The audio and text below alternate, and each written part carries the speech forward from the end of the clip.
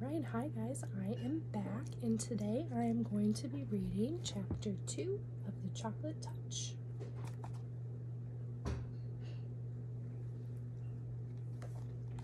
Let's get started. So, chapter 2. It was a Sunday afternoon. The sun was sinking low in the sky, but the air was still quite warm. John was wandering along in the direction of Susan's house absent-mindedly, looking down at the sidewalk, when his eye was suddenly caught by a dully gleaming, silvery gray coin lying right in his path. The coin was the size of a quarter, but even as he leaned forward eagerly to pick it up, John noticed there was something strange about it. It did not have a picture of George Washington, or a picture of an eagle. On one side there was a picture of a fat boy. On the other side were the letters J.M., which was funny, John thought, because those letters happened to be his initials. Grasping the coin firmly, he ran on toward Susan's house. He liked to collect things. He thought she might be interested to know that he had the beginning of a coin collection. Although he was in the habit of going over to Susan's by the same route once or twice almost every day, this afternoon John found himself turning left where he usually turned right. I always go the same way, he thought. This time, for a change, I'm going a new way. He didn't stop to consider that you cannot go east by going west unless you go all the way around the world. Only 2 blocks along the unfamiliar street, John came to a small corner store. It was a neat red brick building with 2 big show windows. They were full of all sorts of candy. Susan was immediately, absolutely forgotten. John pressed his nose against one of the windows. He was imagining the taste of the chocolate-covered almonds and chocolate fudge on the other side of the glass when he noticed a man in a white apron standing behind the counter and beckoning to him. John was surprised. He hadn't expected the door to be open on Sunday. "Don't just stand there in the doorway, John," the man called heartily. "Come on in and get some fresh, sweet, creamy chocolate. There's a special sale today." Here's a picture of the store.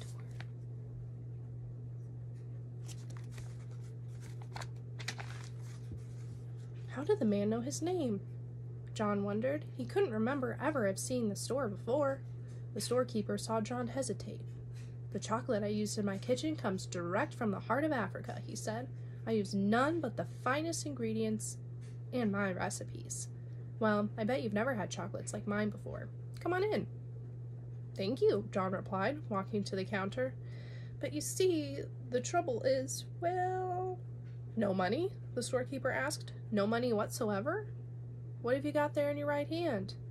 John had forgotten the old coin in his hand. "Oh," he said, "this is part of my coin collection, I mean." He added more honestly, "I'm going to save this coin and then get some more to make a collection." "Let me have a look at it," the storekeeper said. He looked briefly at the coin. "Aha!" he exclaimed. "Is it any good?" John asked, his hopes suddenly rising. "Very good," said the storekeeper. "In fact, it's the only kind of money I accept. But I don't suppose you would want to spend it on a box. A whole box? I imagine you'd rather keep this for your coin collection than spend it on chocolate, wouldn't you?"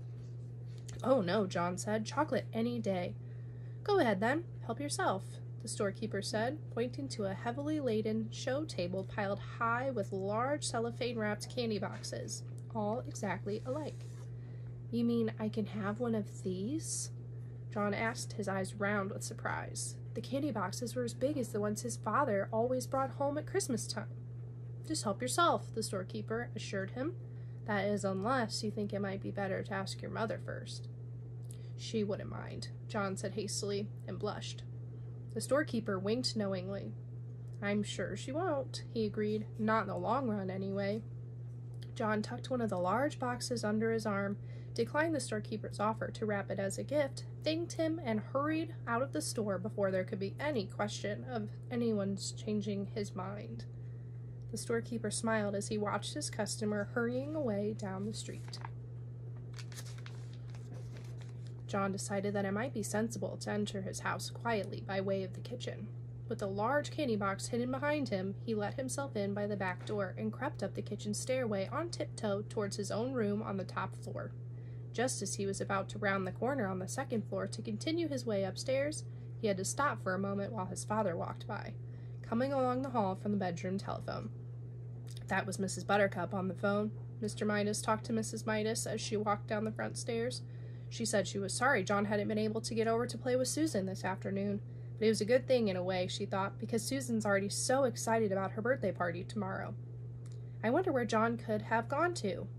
As soon as the second floor was quiet again, and John knew there was no danger that his candy box would be seen, he hurried silently up to his bedroom, pushed open the door, and slid the box under the bed. Then he walked heavily down to the living room.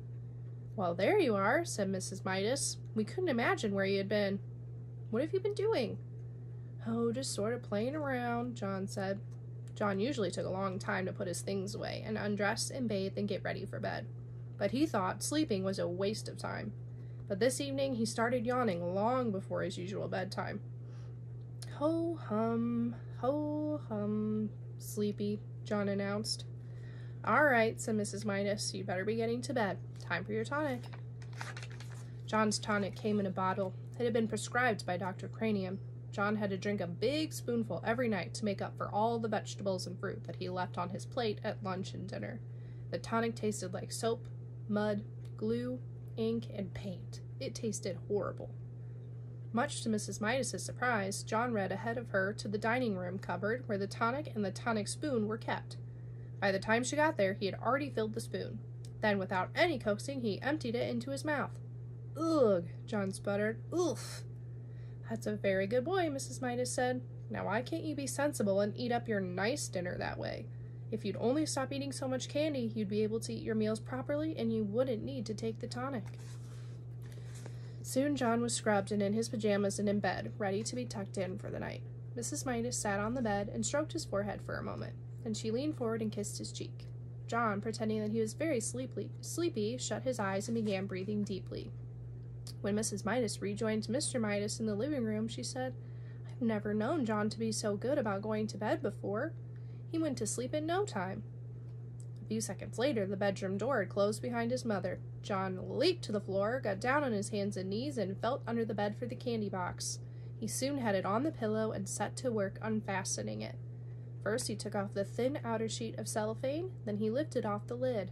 Then he removed a sheet of cardboard. Then he pulled off a square of heavy tin foil. Then he took out a layer of shredded paper. As the wrappings piled up around him, John became rather anxious. At last, he came to a small central ball of cotton batting, and there, right in the middle, was a little golden ball. He picked at the ball with his fingernail and peeled away the gold paper, revealing a tiny piece of plain chocolate. It was the only piece of chocolate in the whole box. Deeply disappointed, John nevertheless put it in his mouth. He had never tasted a chocolate quite like it. It was the most chocolatey chocolate he had ever encountered. And that is the end of Chapter 2. Next time I will read Chapter 3 of The Chocolate Touch. I will see you guys later.